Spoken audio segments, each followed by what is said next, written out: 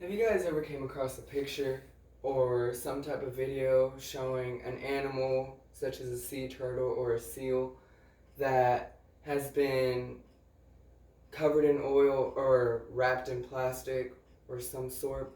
Well, that's what I'm here to talk about today. I'm here to talk about how ocean life and marine animals are being affected by human beings with our productions such as plastics. So the statistics of this is how much garbage is being put into our oceans as of 2018 is 1.15 to 2.41 million metric tons a year. And this was from a source that I got online, and they gave a lot of information about how all of this is being put into our oceans because humans are not properly disposing of this waste. And also, how much has been taken out from this year is only 1.2 million small pieces, because all those small pieces of plastic, they all disintegrated into smaller pieces, and it's affecting our marine life.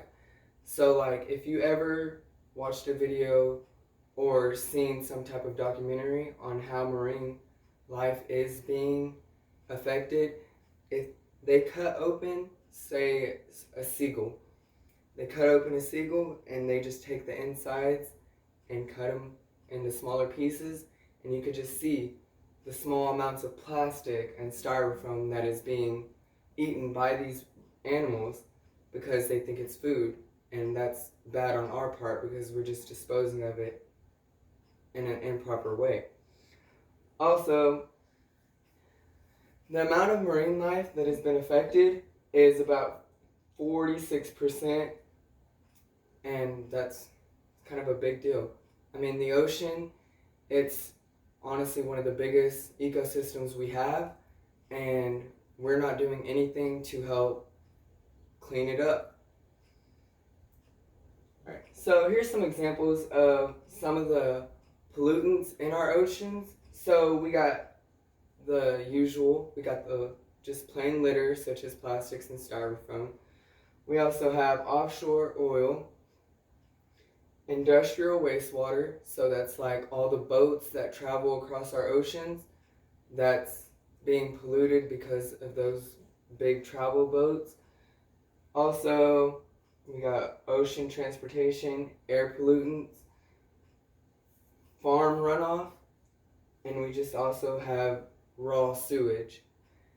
And so another way how we can keep our oceans clean is to just reduce the use of our plastics.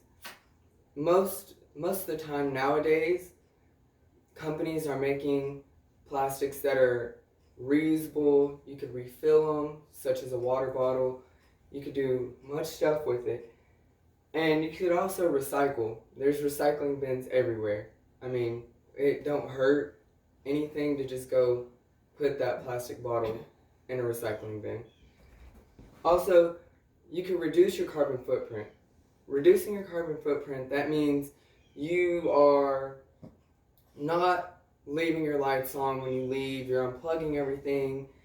You aren't putting as much stress into our environment as you think you would by reducing your carbon footprint. And also throwing away your trash in a proper container, that works very well to reduce your carbon footprint.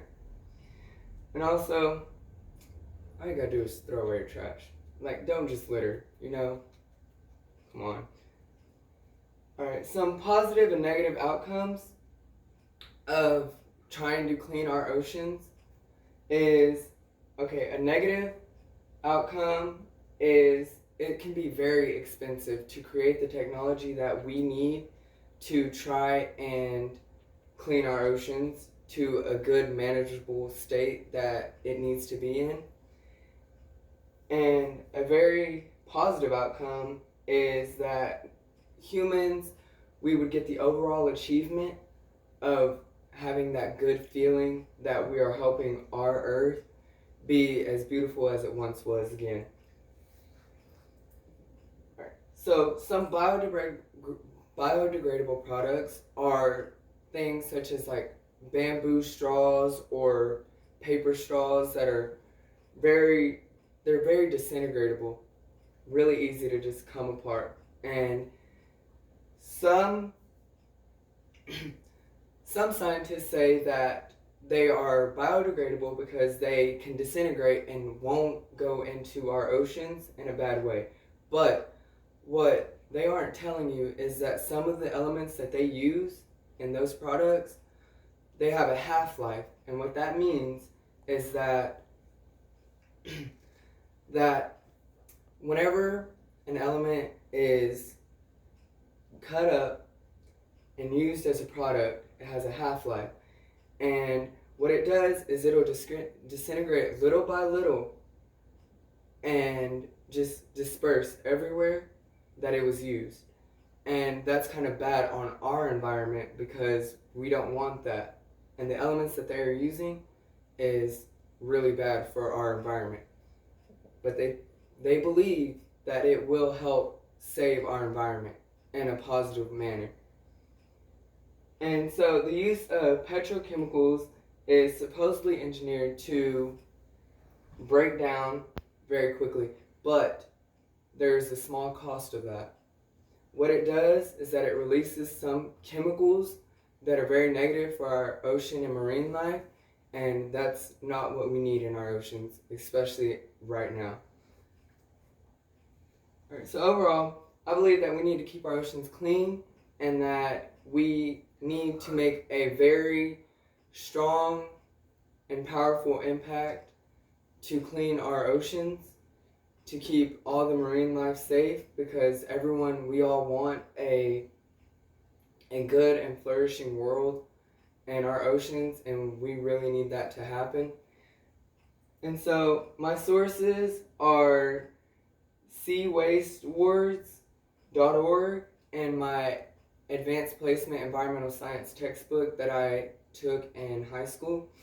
And then my other source is PET CT Plastics. And that's my video. Thank you.